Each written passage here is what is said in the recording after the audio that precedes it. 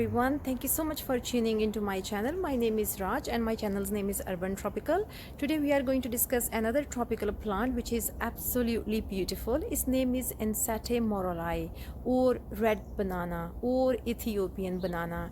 It's really exotic plant. It has big magnificent leaves. So I'm just going to change the camera. So this is my red banana, or Ethiopian banana, or Ensete Maurelii. This one is really easy to care for, and it's really famous for its beautiful exotic foliage. And if you love exotic plants, I'm sure this one will be on your top list. One, is really cheap to buy. Second, is so easy to grow. And third, it's literally no maintenance as long as you have given it water and organic matter, because anything which has really big leaf, it needs a lot of water to produce those leaves, it needs sunshine, and it needs organic matter, and after that it's good to go. You have nothing to worry about. So this one, it does well in sun, and it does well in part shade as well. If you want to overwinter it, you can either bring it into your conservatory, or you can literally lift it up, just wash off all the soils from the root, dry it up, and put it in your shed. So we are going to start that process today, storing it up. And actually it does feel painful when I'm going to cut all its leaves, but it's worth it for next year.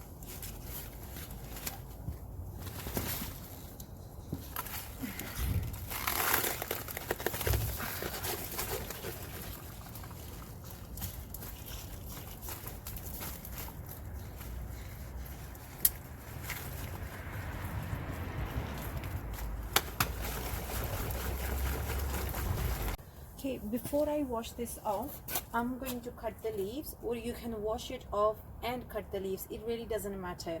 But if you have a huge plant, it's best to cut the leaves first, because it makes the plant much lighter and easier to handle. So just make sure your knife is clean.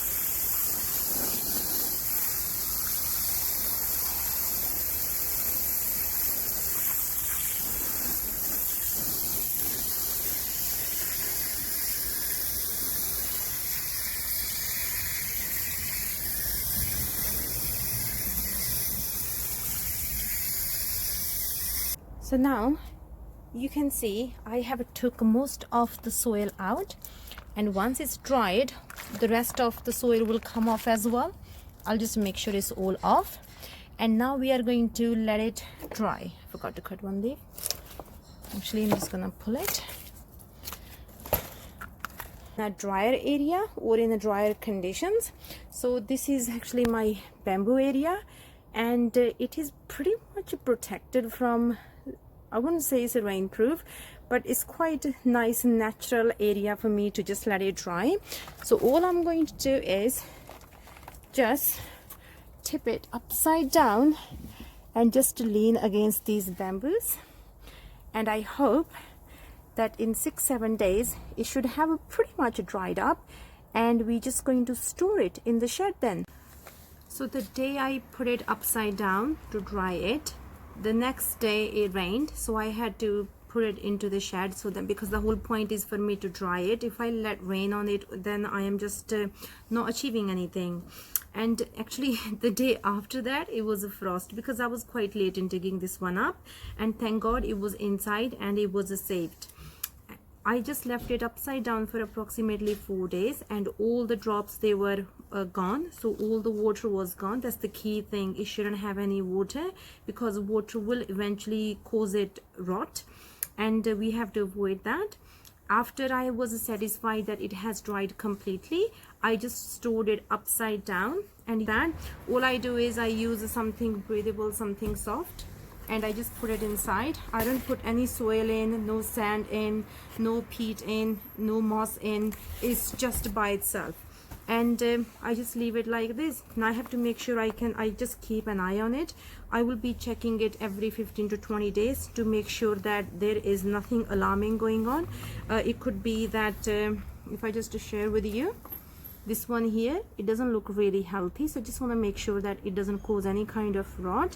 If I think it is causing a rot, I'm just going to cut this one, and hope it should be good for the next season.